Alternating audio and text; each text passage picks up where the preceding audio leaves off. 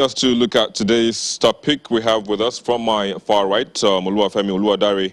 He is a chartered accountant and a Forex trader with years of experience and has become an authority in building effective strategies and consistent winning in the Forex market. It's a pleasure to have you on the program. Thank you, sir. Of course. We also have Benneth Nwakocha. He is the Chief Instructor and Portfolio Manager at City Forex Trading Institute.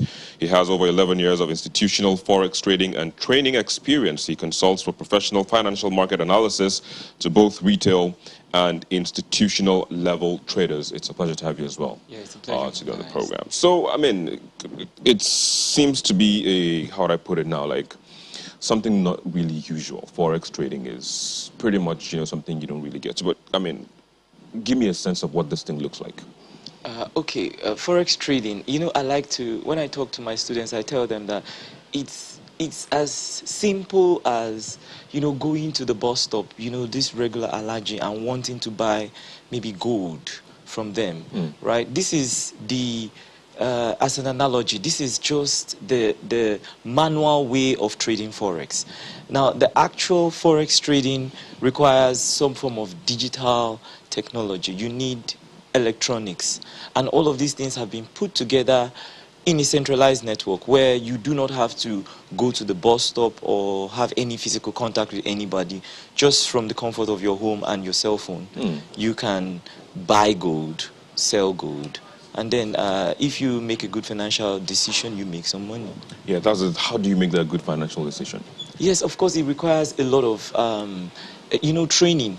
Because that's some of the issues we have in this industry. Some people do not come in the right way, and then they get their fingers burnt, and then they blame it on the market itself. Yeah, there's nothing wrong with that. All right, so speaking about burnt fingers, let me bring you into the conversation. I mean, you see that some people invest, like companies actually, with certificates from SEC and all of that, but along the line, I mean, they close down, they shut down. Why do we have such stories? Thank you for that question. I think my quick response to that is that, for one, having SEC certificate does not an absolute guarantee of competence. I mean, one shows up, he has a qualification, a paper certificate, applies to SEC, pays the normal fee, and probably SEC gives such an entity or individual an approval. But the real competence, does the person or the entity, does it really have it? Is it well grounded? If it does not, definitely it's going to close down. And that has actually happened in the financial industry. Indeed, indeed. I mean, so how do you locate, how can you tell a competent or, a competent financial institution, I mean, to trade with or to buy from? Yeah, okay, to begin with, as my colleague has rightly pointed out, that SEC has given you a certificate doesn't guarantee that you are an expert or that you are doing the due diligence. Of having to make the investment and then generate a return on investment, right? So usually the best thing is there's supposed to be a three-man formation. It's supposed to be a tripartite system where the investor comes in and then makes that investment with the broker. And then if you are a competent, because what you can apply with the SEC is either a portfolio manager or a collective investment scheme to run most of these investment companies, right? So as a portfolio manager, your job is to render the expertise of trading and not to collect money from people to trade. It's not the same thing. A lot of Nigerians will just submit their hard-earned cash and then go home. Yes, and then there is no. The right thing to do is to make sure the person is registered with the broker as an expert, and then you give your money to the broker in this tripartite system. And then at the end of it, whether the trading section, month, year, whatever your agreement is, you get a profit share. And then the expert also gets a profit share. And then this is overseen by the broker, right? Because they are regulated and they are the right people who are supposed to, help people who don't have knowledge and wants to still benefit from the market, to do it the right way. Yeah. Well, so I mean, this seems like either way, is at the tail end of everything, everybody is happy, yeah? But how do you start? I mean, you know, some people might think about this thing and they're thinking, how do I need a lot of money to be able to start my trade? Well, talk about how much you need to start in the Forex market. Yeah. That question is different for different people. If your need, if you have a need of around 100,000 naira in a week, or let's say in a month, and you have a trading account that has 50,000 naira, that is going to force you to push for unrealistic profits. So, but usually the thing is, every trader is supposed to know what their expectancy is, meaning what you can generate at the end of the month when you trade. So if I can generate 10% at the end of each trading month, and I need 100,000 to take care of myself for that month, it means that my starting capital has to be a million naira. So that 10% will be 100,000. And that way, I'm not going to blow my account. Right. So, but if you don't follow this, I mean, Forex is not a get-rich-quick thing. It's a skill acquisition-based business. If you get the skill, you execute your trades correctly, you show up with some profit, just like every other business at the end of the month, and then you can take care of your needs. All right, so going by his explanation now, you can make a misanalysis. Like you said, if you per se know what your monthly needs are, and then you don't make the right investment, or you overblow, so to speak. Now, as he landed, he said you blow your account. That's perhaps one of the challenges that you have when you are in this business, so to speak. Now, so what other challenges are there? You know, that, or what other booby traps are there that, you know, one should be able to, you know how to skip if he eventually goes into that? Yeah. Well, taking from what he has said, unrealistic expectation. You, just as he said, you don't want to consider, it's a business, and every business requires that you attain the right skill. The right skill is needed in Forex too, so as not to do things wrongly. And apart from that, you need the right education. You must be well-grounded in the Forex education for you to be able to trade profitably and consistently too. And of course, you also you don't want to consider it as a money doubling scheme.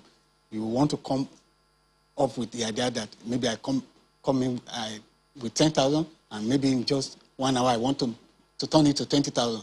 It's not so. It is something that you need to have a realistic expectation and then be consistent with that. So you want to have the right education, and also you want to avoid unrealistic expectation. Those are challenges for traders. Yeah, so, but we've also had cases where, you know, people, like you said, you know, they give their money to traders to trade for them. Is there any measure, so to speak now? If you lose my money, what happens? If I give you my money and you lose it, what happens? How do we come to I mean, because at least if there is a regulator with the banks and all of that, we see where banks have been liquidated, or, you know, the mergers are formed. You know, what happens in this space if some form of mismanagement of funds occurs? Well, to begin with, Forex trading is risky because you are dealing with leverage product. Leverage product means that if you have just 10,000 naira, you can buy something worth 50,000 naira, even though you don't have that much. The advantage is that you make a lot of profit very fast if it goes in your favor. And then you equally lose a lot of money very fast from the margin that is taken from your 10,000 naira, right? Because they are leveraged. Usually, before you come into the Forex market, you have to have that at the back of your head. And then what we do, like I told you, the tripartite system, the broker has an algo that prepares a protection on investment capital. So when the expert or the fund manager is in there, he sets a protection level at around 80%. So that 80% of the capital is protected. That's a natural way to protect it, because if you expose the entire capital to the market, there is a high chance that you get blown out, right? So there is, like I said, SEC or CBN or all these people cannot come in and and do these things for you. It is the broker and all of these things in ground that will help you to protect your money. That CBN have given you a certificate of financial services, or that SEC have given you any investment scheme certification, does not mean that these people are, you know, genuinely working with the broker and generating return. Okay, so one of the things he said is, you know, education. I mean, he's harping on the fact that you need to educate people, brokers, or, you know, people who are interested now. Education. I mean, how do I get it? I mean, is there like maybe a site or a seminar? I don't know. How do people get educated? I mean, seminars or websites or something? I mean. Yeah.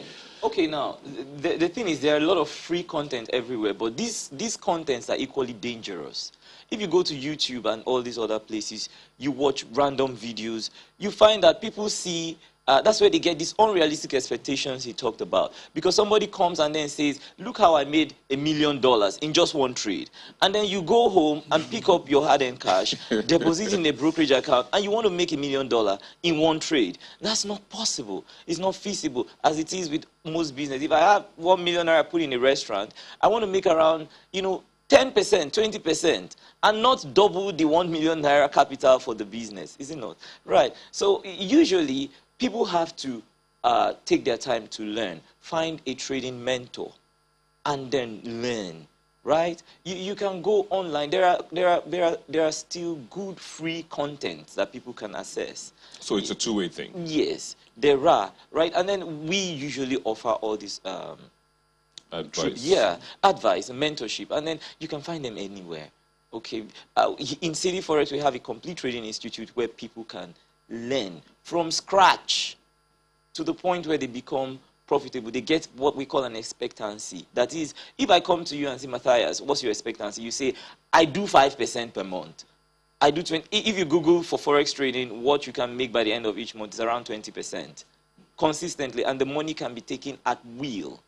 Where we have problems is greed and unrealistic expectations, right? So people can try to reach out to City Forex and see if they can begin, you know, from some of our free content, or at least come around to get the knowledge. All right. Well, I hope people who are greedy just don't go get their fingers burnt in all of this, but.